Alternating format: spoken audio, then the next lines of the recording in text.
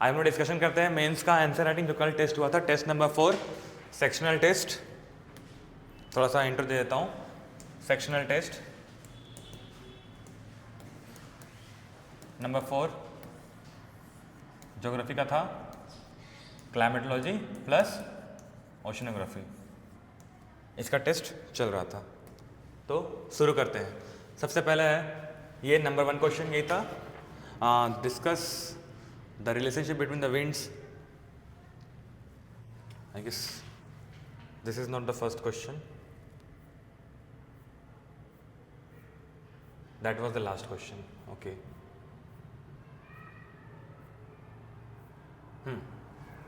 Section है ये question number 1।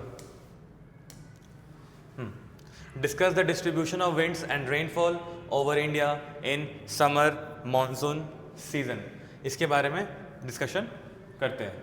तो पहले हमको देखना है यहाँ पर कीवर्ड्स क्या क्या हैं। पूछ रहा है डिस्ट्रीब्यूशन के बारे में, सबसे पहला चीज़। सेकंड पूछ रहा है किसके बारे में, विंड्स एंड रेनफॉल के बारे में। इन दोनों क्या रिलेशन कर रहा है, विंड्स आ रहे हैं तो रेनफॉल लेके आ रहे हैं किसके ऊपर, इंडिया के ऊपर में समर मॉनसून सीजन। तो पहले हम लोग इंट्रो में एक्सप्लेन करेंगे।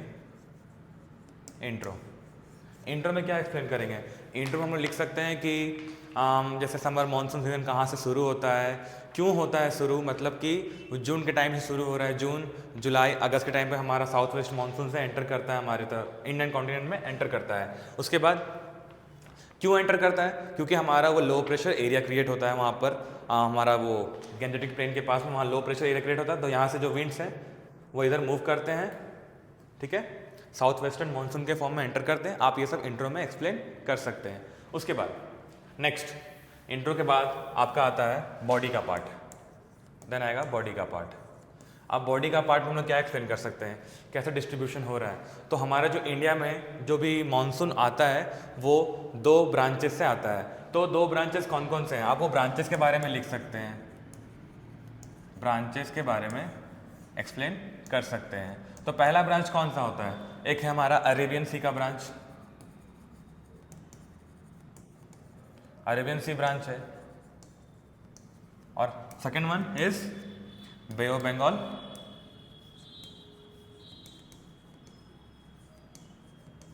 ब्रांच।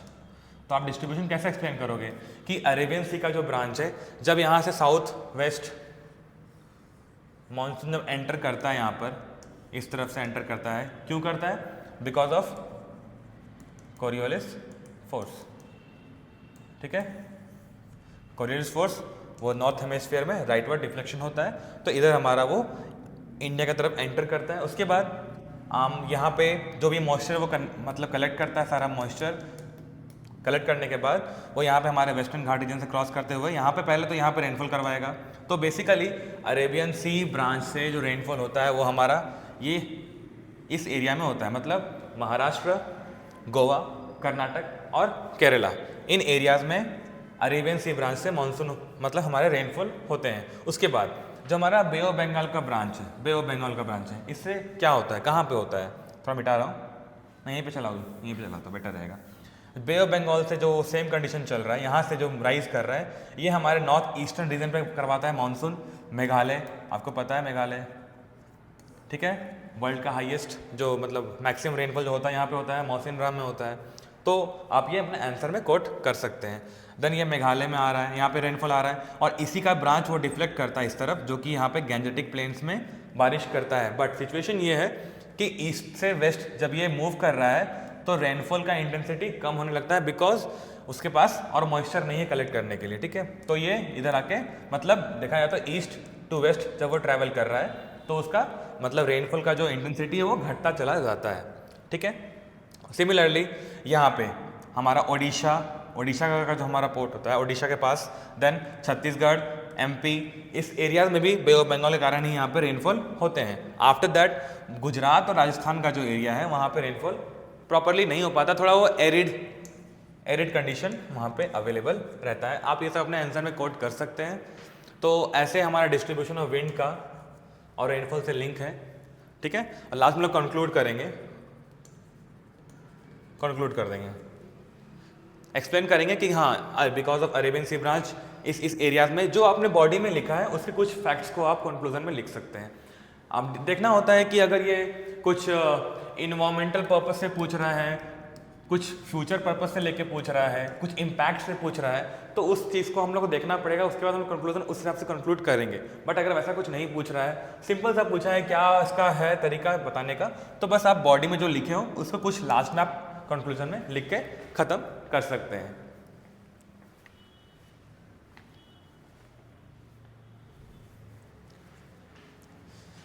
तो चलते हैं नेक्स्ट क्वेश्चन की तरफ, इसको मिटा रहा हूँ। Had there been no Himalayas, what would have been the climate of North India? तो पहले तो बात आपका आता है फिर से वही चीज़, इंट्रो। हमेशा शुरू करेंगे इंट्रो के साथ। इंट्रो में क्या लिखेंगे? इंट्रो मतलब इंट्रोडक्शन। इंट्रोडक्शन से हम लोग बिगिन करेंगे। तो इंट्रोडक्शन में क्या लिखेंगे? तो हम लोग यहाँ पे हिमालयास का इम्पोर्टेंस लिख सकते हैं। हिमालयास क्या करता है, इसका एक्सटेंशन कहाँ से कहाँ तक है, आप अपने आंसर में ये सब कोट कर सकते हैं। हिमालय से क्या मतलब एक्सटेंशन है, कहाँ से कहाँ एक्सटेंड किया है, वेस्ट टू ईस्ट है, ठीक है, ये सारा कुछ आप अपने आंसर में कोट कर सकते हैं हिमालयस को लेके। उसके बाद ये क्या काम करता है, ये एक बैरियर की तरह काम करता है। बैरियर किस लिए? ये जो हमारे ऊपर से साइबेरिया से जो कोल्डर विंड्स आ रहे हैं उनको वो रोकता है, स्टॉप करता है, उनको डाइवर्ट कर देता है, ठीक है। उसके बाद हम आता है बॉडी में।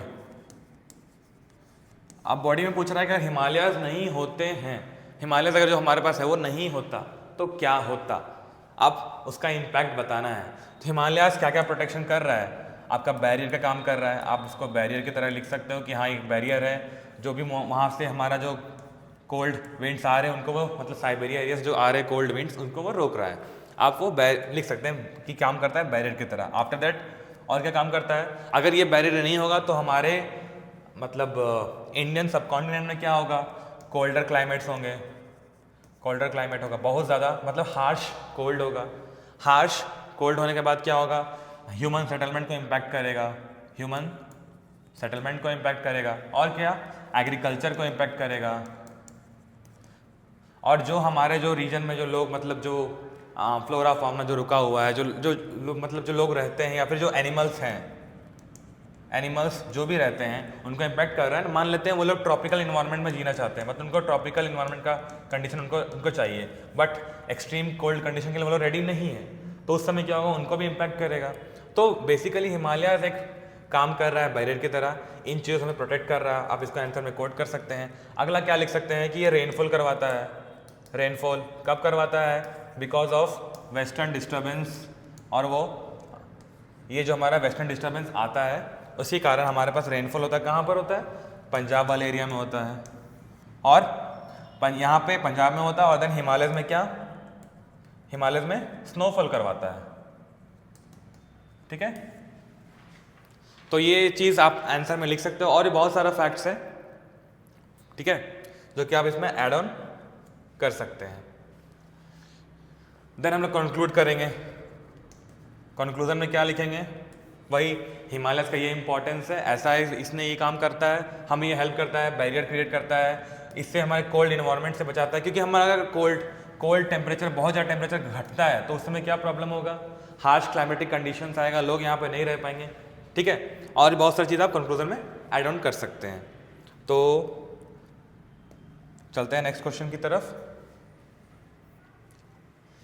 Discuss the concept of air mass and explain the role in climatic changes, ठीक है, क्लाइमेटिक चेंजेस में एयर मास का रोल। तो पहले एयर मास होता क्या है, एयर मास होता है कि एक पूरा वो एक एयर का पूरा वो स्ट्रक्चर रहता है जो कि हमारे सराउंडिंग में प्रेजेंट है, तो वो काफ़ी टाइम से वहाँ पे प्रेजेंट है, तो वो उस सराउंडिंग का हिसाब से अपना वो टेम्परेचर, ह्यूमिडिटी, उसका वो सब कुछ वो मेंटेन किया हुआ उस इन्वायरमेंट के हिसाब से, मतलब जैसा इन्वायरमेंट और वहाँ पे लॉन्ग टाइम तक रहा है वो एरिया पे वो एयर, तो वो कहलाता है एयर मास, ठीक है। तो हम लोग वो हम इंट्रो में पहले एयर मास को डिफाइन कर सकते हैं। इंट्रो में क्या कर सकते हैं, सिंपली एयर मास को डिफाइन कर सकते हैं। उसके बाद और क्या कर सकते हैं यहाँ पर एड ऑन, फिर हम लोग बॉडी में क्या लिखेंगे, बॉडी में क्या लिखेंगे, तो हम लोग लिख सकते हैं ना कि यहाँ पे 4 क्लासिफिकेशन है, वो continental, polar, maritime polar, continental tropical, maritime tropical. आप ये क्लासिफिकेशन यूज़ कर सकते हैं, बता सकते हैं कि अगर पोलर एरिया का अगर कॉन्टिनेंट रीजन से आ रहा है तो उस समय क्या होगा, वो एक्सट्रीम ड्राई होगा और कोल्ड होगा। देन यहाँ पे मैरीटाइम आ रहा है मतलब ये मॉइस्ट होगा, कोल्ड होगा, ठीक है। सिमिलरली ऐसे ट्रॉपिकल में होता है। तो बेसिकली आप इसमें एक्सप्लेन कर सकते हैं, ये टाइप्स ऑफ एयर मास में आप एक्सप्लेन कर सकते हैं थोड़ा सा। उसके बाद नेक्स्ट जो हमारा क्वेश्चन पूछा है कि इसका रोल क्या है क्लाइमेटिक चेंजेस में, तो सबसे पहला रोल क्या होता है, रोल में आप लोग क्या लिख सकते हैं, क्या कर रहा है ये टेम्परेचर, क्या कर रहा है, टेम्परेचर वेरिएशन कर रहा है। टेम्परेचर वेरिएशन कैसे करेगा, टेम्परेचर वेरिएशन कैसे करेगा, ऊपर से आ रहा है कोल्ड एयर मास, तो ये क्या कर रहा है अपने साथ, मतलब ये आ रहा है हमारा पोलर रीजन से आ रहा है। अब पोलर रीजन से आ रहा है कोल्ड एयर मास, अब वो नीचे आएगा मतलब ये टेम्परेट रीजन पे आएगा। अगर ये टेम्परेट रीजन पे आएगा तो उसके चीज़ को तो वापस यहाँ पे लेके आ रहा है। मान लेते हैं यहाँ पर एक सस्टेनेबल इन्वायरमेंट है जहाँ पे लोग रह रहे हैं, सडनली एक पूरा कोल्ड एयर मास नीचे की तरफ आ रहा है, तो यहाँ पे टेम्परेचर चेंज होगा और ज़्यादा कोल्ड होगा, मतलब सीवियर कोल्ड होगा और यहाँ पे लोगों को इम्पैक्ट करेगा, इसके इन्वायरमेंट को भी वो इम्पैक्ट करेगा। उसके बाद नेक्स्ट क्या होता है, सिमिलरली आप यहाँ पे लिख सकते हैं प्रेसिपिटेशन में। अब जैसे बताया यहाँ मैरीटाइम पोलर है, अब पोलर रीजन में प्लस मैरीटाइम है, मतलब वो जो एयर मास है वो कहाँ पर है, वो एक वाटर बॉडी के ऊपर में है, मतलब मॉइस्ट है। अब मॉइस्ट है तो कहीं ना कहीं वो जाएगा, क्या करवाएगा कि कोई बैरियर से मिलेगा और क्या कराएगा, ओरोग्राफिक रेनफॉल करवाएगा, ठीक है, बैरियर से मिलेगा, ओरोग्राफिक रेनफॉल करवाएगा। उसके बाद करवाता क्या है वो, साइक्लोन, मतलब साइक्लोन नहीं है, वो साइक्लोन का एक कंडीशन प्रोवाइड कर रहा है। जब वो cold air mass, warm air mass आ रहे हैं, क्या कर रहा है, एक साइक्लोनिक कंडीशन क्रिएट कर रहा है, क्योंकि यहाँ पर एक क्रिएट हो रहा है हमारा, वो क्या बोलते हैं, एक रीजन क्रिएट हो रहा है साइक्लोन का, एक लो प्रेशर एरिया क्रिएट होगा, साइड से वो कोल्ड वाला एयर मास आएगा, तो ये एक साइक्लोनिक कंडीशन क्रिएट करता है। उसके बाद आप यहाँ पे I guess this much and उसके बाद लास्ट में आप कंक्लूजन में कंक्लूड कर सकते हैं। कंक्लूजन में क्या लिख सकते हैं आप, इसका रोल क्या है एयर मास का, कैसे इंपैक्ट कर रहा है क्लाइमेटिक चेंजेस को। फिर वही चीज़ है जो आपने बॉडी में कुछ चीज़ें लिखे हैं उसको आप बाद में कंक्लूजन में ऐड ऑन कर सकते हैं, ठीक है। अगला क्वेश्चन पे चलते हैं। Explain the process and mechanism of cyclone.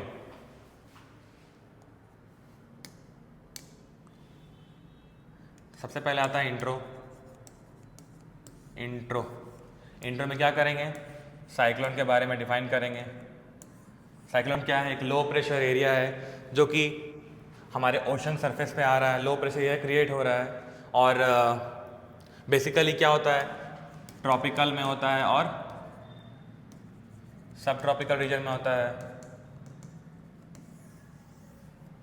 सब ट्रॉपिकल, चलो ठीक है, टेम्परेट में होता है, टू बी वेरी एग्जैक्ट, ठीक है। तो ट्रॉपिकल साइक्लोन होता है, टेम्परेट साइक्लोन होता है। क्या होता है इस कंडीशन में, लो प्रेशर एरिया क्रिएट होता है और जब ये आएगा तो क्या लेके आएगा, विंड्स, साथ में रेनफॉल करवाएगा, डेंसर क्लाउड्स, सब ये अपने साथ लेके आएगा। आप इसको इंट्रो में इतना कुछ आप लिख सकते हैं। देन उसके हमारा आता है बॉडी का पार्ट। तो बॉडी पार्ट में बोला है प्रोसेस और मैकेनिज्म क्या होता है। तो बॉडी में पहले आप ऐड कर सकते हैं कि एक साइक्लोनिक जो कंडीशन है वो कैसे बनता है। एक वार्म ओशन का सरफेस चाहिए, एक वार्म ओशन का सरफेस चाहिए। तो इसका एक फॉर्मेशन कंडीशन क्या होगा, इसका फॉर्मेशन के लिए क्या क्या चाहिए, पहला है वार्म ओशन का सरफेस चाहिए, ठीक है। उसके बाद रोटेशन जो हो रहा है हमारा अर्थ का, हम लोग क्या बोलते हैं उसको, और कोरियोलिस फोर्स, उसको भी हम लोग ऐड ऑन कर सकते हैं। उसके बाद जब ये ओशन वार्म हो रहा है उसके बाद कोरियोलिस फोर्स हो रहा है, ठीक है। इतना कंडीशन चाहिए, प्लस एक टेम्परेचर 27 डिग्री सेल्सियस से ऊपर होना चाहिए।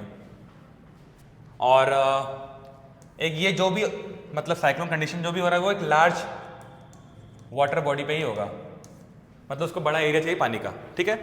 ये आप लोग पहले तो फॉर्मेशन लिख दिया, देन मैकेनिज्म में क्या क्या लिख सकते हैं आप।